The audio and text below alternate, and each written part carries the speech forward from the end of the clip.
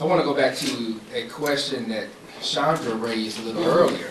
And it was about the notion of tokenism and the idea that is it enough to have our typical Sunday services 3 Sundays out of the month or 4 Sundays out of the month where there's 5 Sundays, and then to have one Sunday that's kind of alluded to as Youth Sunday, where we put the young people up front and applaud them and encourage them and almost program the one Sunday to be the contemporary Sunday of the church. How do we as leaders, as pastor, as ministers of music, how do we create a clarion call to acknowledge and create an awareness that one Sunday out of 4 or one Sunday out of 5 may not be a best practice?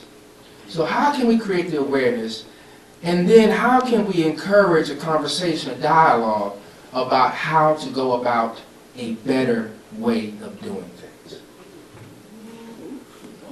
Let me try this one. I'll leave this alone for a minute. I just had a conversation with my youth minister about this 20 minutes ago before I got here.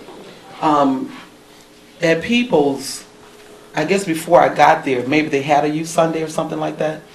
But now we have a youth choir, and they were singing one Sunday a month. And at that service, they let the youth pray, do the scripture, sing, so do a poem, all of that. And we looked at it as a way to train them, so that they will be comfortable with praying, comfortable with singing, doing the poem, whatever they were doing. And so I am interested in hearing from the panel and maybe out there, is it a best practice? Because People's is so steeped in tradition, it might. So tactful. I'm just afraid to not have that Sunday. I am. I'm afraid that if we don't have that Sunday, that the kids would be ignored. Okay, so I want to hear, because I'll be going back to People's making some decisions. So I would definitely like to hear how you guys feel about that, because they've been ignored for a long time. Yeah. There was a person. I guess my first reaction is I hadn't thought about it being so much as a tokenism.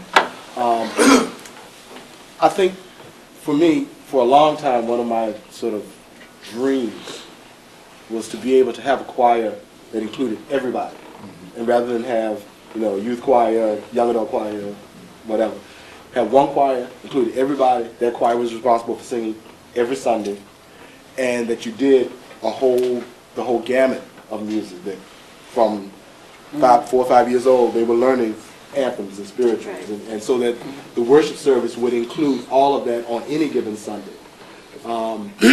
In terms of the training part, I guess that would have to be left up to the powers that be to see that choir as an example of let's incorporate young people into the service all the time and not just the once a month. But I don't know how practical that is, I guess, would be my concern.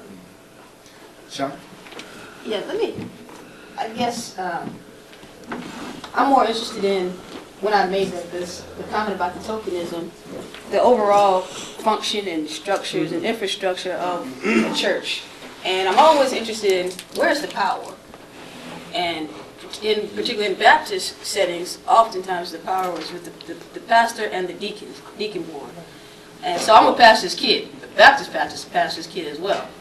National Baptist pastor's kid on top of that. So it's a whole nother paradigm there.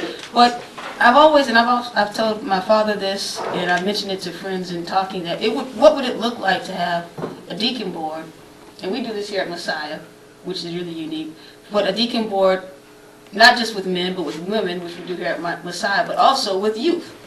So that you've got the youth voices, the adult voices on both perspectives who are integrated into all of some of the major decision-making processes that go on in a church, from the finance realm to the liturgy and the worship realm to the PR communications realm, so that then becomes a means by which we train future executives, future thinkers, future leaders. And so I guess when I mentioned the tokenism part, because I agree that Youth Sunday is really paramount, but would it be nice just to see youth in a really serious way integrated every single Sunday, and not just up front, but even behind in those board meetings and in those conference meetings where the real decisions get made, the meeting before the meeting, so to speak. That's the kind of thing I'm going towards.